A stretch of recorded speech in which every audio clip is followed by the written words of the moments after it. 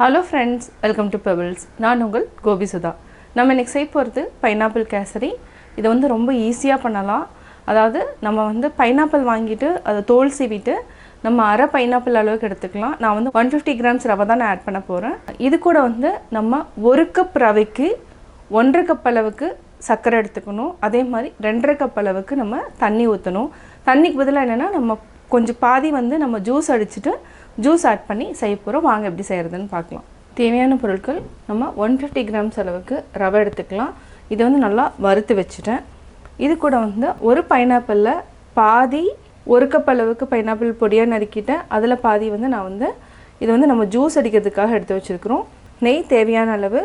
1 cup வந்து நம்ம ரவைக்கு 1.5 cup அளவுக்கு சர்க்கரை எடுத்துக்கலாம். இதுக்கு 10 முந்திரி உடச்சி வச்சுருக்கிறேன். இதே மாதிரி ஒரு 15 திராட்சை எடுத்துக்கலாம். இப்போ எப்படி செய்கிறதுன்னு பார்க்கலாம். பைனாப்பிள் கேசரிக்கு நம்ம ஃபஸ்ட்டு ஜூஸ் அடிச்சுக்கலாம். இது கூட தண்ணி ஊற்றிக்கலாம். இது கூட சர்க்கரை சேர்த்த வேண்டாம். நம்ம சர்க்கரை வந்து கேசரி கூட சேர்த்துக்கலாம். நம்ம பைனாப்பிள் ஜூஸ் வந்து அடிச்சிட்டோம். இதுக்கு வந்து நான் வந்து 1 கப் அளவுக்கு ரவை போட்டுக்கிறேன். இதுக்கு வந்து 2 அல்லது 3 கப்பு தண்ணி ஆட் பண்ணிக்கலாம். தண்ணிக்கு வந்து நம்ம ஜூஸாக ஆட் பண்ணிக்கலாம். இதில் வந்து சர்க்கரை சேர்த்தாதீங்க. 2 2 இது கூட கொஞ்சம் கலர் சேர்த்துக்கலாம். நம்ம கொஞ்சமாக தான் சேர்த்துறோம், ஏன்னா ஆல்ரெடி பைனாப்பிள்லேயே வந்து அந்த கலர் இருக்குது. இது நல்லா மிக்ஸ் பண்ணி விட்டுக்கலாம். இந்த பைனாப்பிள்லேயே கொஞ்சம் சர்க்கரை இருக்கிறதுனால 1.5 கப் அளவுக்கு நம்ம சர்க்கரை எடுக்கணும். நம்ம 1.25 கப் அளவுக்கு சர்க்கரை எடுத்துக்கலாம். நான் வந்து 1.5 கப் எடுத்துருக்கிறேன், கொஞ்சம் கம்மி பண்ணிக்கலான்ட்டு இருக்கேன். நல்லா கொதிக்க ஆரம்பிச்சிருச்சு. நம்ம கொஞ்சம் கொஞ்சமாக ரவையை ஆட் பண்ணிக்கலாம். கட்டி இல்லாமல் அப்படியே கரைச்சிட்டே வாங்க. டக்குன்னு கட்டி பிடிச்சிரும். இப்போது கட்டி இல்லாமல் இருக்குது. இதை நல்லா மிக்ஸ் பண்ணிகிட்டே இருங்க. சிம்மில் வச்சுட்டு இதையும் நல்லா மிக்ஸ் பண்ணி விடுங்க. ரவை நல்லா வெந்துடுச்சு. இப்போ நம்ம சர்க்கரை ஆட் பண்ணிக்கலாம்.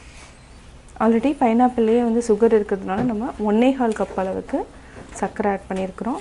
இது கூட கொஞ்சம் ஏலக்காய் போட்டுக்கலாம். வாசனைக்கு ஏலக்காய் பொடி தான் போடுறோம். நல்லா மிக்ஸ் பண்ணி விடுங்க. சர்க்கரை வந்து அப்படியே போட்டோனையும் உருக ஆரம்பிச்சிடும். கட்டி இல்லாமல் நல்லா மிக்ஸ் பண்ணிக்கலாம்.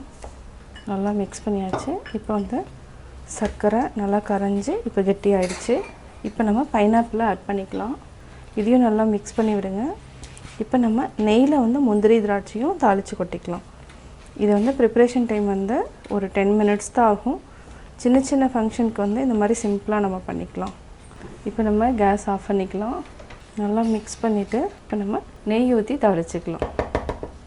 ஒரு 4 டேபிள் ஸ்பூன் அளவுக்கு நெய் விட்டுக்கலாம். நெய் நல்லா உருகட்டும். நெய் நல்லா உருகிடுச்சு. இப்போ முந்திரியை போட்டுக்கலாம். பொன்னிறம் ஆகட்டும். இப்போ நம்ம திராட்சையை ஆட் பண்ணிக்கலாம். கேஸ் ஆஃப் பண்ணிக்கலாம்.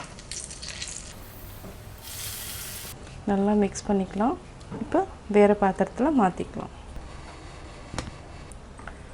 சுவையான pineapple kesari ready. Pineapple kesari எப்படி செஞ்சேங்கிறத பார்த்தீங்க. நீங்களும் வீட்டில் ட்ரை பண்ணி பார்த்துட்டு உங்களுடைய கமெண்ட்ஸ் எனக்கு சொல்லுங்கள். பிடிச்சிருந்தா லைக் பண்ணுங்கள், மறக்காமல் சப்ஸ்கிரைப் பண்ணுங்கள். என்னோடய குக்கிங் வீடியோ முடிஞ்சதுக்கப்புறம் பார்த்தீங்கன்னா ஒரு திருக்குறள் வந்து நீங்கள் பார்க்கலாம். உங்கள் குழந்தைகளுக்கு நீங்கள் சொல்லித்தரலாம். புத்தேடுலகத்து ஈண்டும் பெரிலரிதே ஒப்புரவின் நல்ல பிற. பிறருக்கு உதவி செய்து வாழ்தலான நல்ல பண்புகளால் கிடைக்கும் தன்மையை இந்த உலகத்திலும் தேவ உலகத்திலும் பெறுதல் அரிது.